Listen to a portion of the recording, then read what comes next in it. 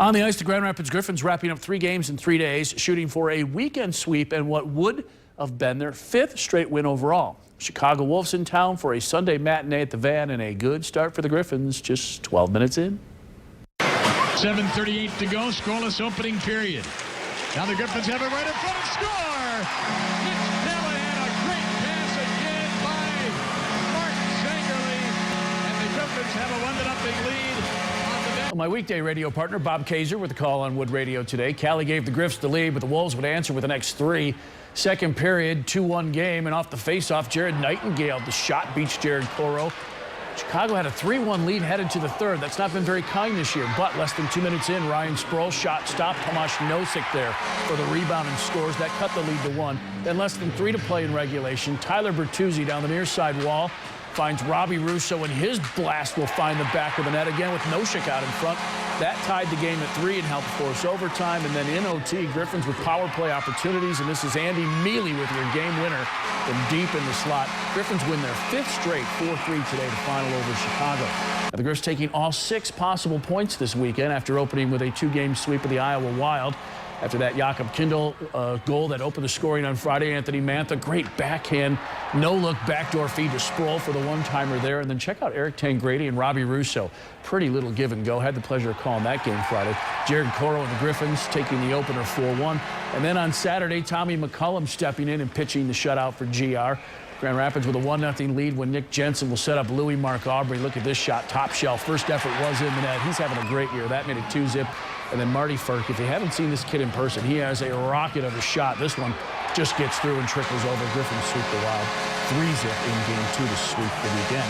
A pleasure to have with us in studio tonight the head coach of your Grand Rapids Griffins, Todd Nelson. And first of all, Nelly, thanks for doing this. I know it's been a busy weekend, but a good one. Good one for the team. And sweeping all 6 points, you got to be pretty happy, I would assume. Yeah, it was a great weekend, and especially with tonight's hockey game. We're down 3-1 and came back and won in overtime.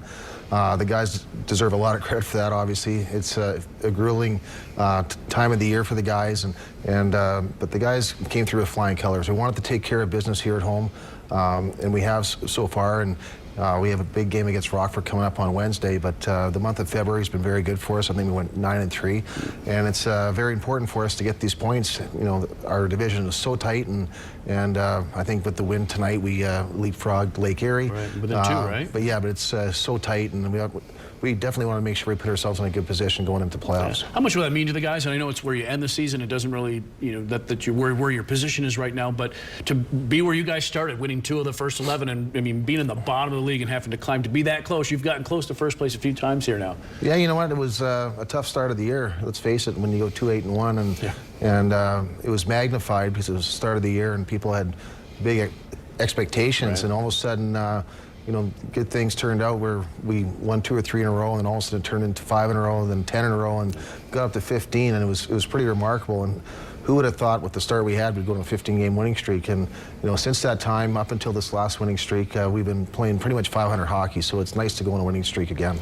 Can you and I have talked about this, but can you explain to the folks, you know, what you were able to do with that slow start for the team, just a new coaching staff with a, you know, pretty much a returning team, and just how you were able to mesh a little bit better than maybe it did the first 12 or whatever games it was? Well, I really think it was a combination of things. We were having bad puck luck around the net. Right. We were out shooting teams, we were out chancing teams in certain games severely, and we just couldn't score. Our power play wasn't clicking, so that's part of it. But I think it got just a bit deeper than that. I think it was like any time I guess like the new stepdad comes around, because everybody's so used to Blash coming into the rink for the last 3 years. These guys have won with them, and anytime there's a change, players are creatures of habit. Sure. And so I think it was a growing experience for us as a staff and as the players, and we finally got on the same page about what we wanted to do out there, and I do some things different than Blash, so that was new to them, and so we had to find common ground, which we did, and then all of a sudden we started taking off and playing some pretty good hockey. Yeah, been pretty confident group. This is a time where you're still, even in this winter struggles, we were getting great goaltending. Great example this weekend of getting great goaltending, and big for Tommy McCullum, I think, and coming back from the injuries he's had to get a big performance this weekend. Yeah, both guys are going very well, and You know, on the Friday night, Jared has a really strong game. The one goal that he did allow went off a body in front, and you can't control that. And then Tommy the next night had a shutout, and he was just like so calm in front of the, you know, in front of the net, where he was making routine saves. His rebound control was excellent, and his glove was very good. And then tonight was a game where sometimes you can't control. 2 pucks are going off skates in the net. Those things happen, but what I liked about tonight's game is that the guys responded, and we came out and had a really good third period, scored 2 goals to put it into overtime, and then we finished them off in overtime. So it was just a great win. Trading deadline, obviously Detroit's going to do what Detroit needs to do. Sometimes that works adversely for the AHL affiliate. Sometimes it doesn't. Your thoughts on how you guys approach the trading deadline tomorrow? Well, it's always a nerve-wracking time for players. You never know if you're going to get that phone call that you have been traded. Detroit wants us to do well here in Grand Rapids, but if there's a deal to be made to make Detroit stronger for a playoff run, then Kenny's going to do that. But they also are very sensitive with us in Grand Rapids. They want us to do well. They believe in having their players play deep into the playoffs, so they get that playoff experience so they can go up and help the big club. So, you know, I'm sure everybody's going to be watching the ticker tomorrow. I'm watching all the sports channels. It's a very exciting day, but also nerve-wracking for the players. We've had some really good players here at AA getting a chance up top now. X obviously has a chance to go up. Nick Jensen, I just love watching Nick Jensen play. No, people that I know back in Detroit, nobody gets asked about more than Anthony Mantha. Obviously, he's had a much better year. Just your thoughts on what you've seen out of Anthony in year 2?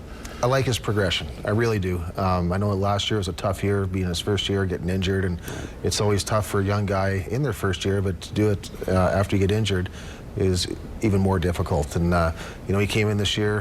He had a very good training camp. The biggest thing with Anthony is we're trying to work on his consistency, and what I saw over the last 6 games has been very good. When he's moving his feet, he's very hard to contain. He's a big body, he's strong down low, and I like the fact that he's shooting the puck more. So this kid is a very bright future. You know, right now I think he's very close to, if called upon, that he's able to go up there and contribute.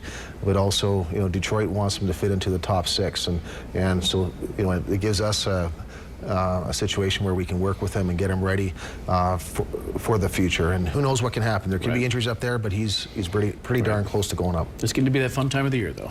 Oh, absolutely. It always is. You know, we're getting close to playoff time, and I think people are excited. Dave, thanks for coming in and doing this weekend after a busy weekend tonight, and good luck the rest of the way. All right, thanks, Larry. Thanks, Nelly.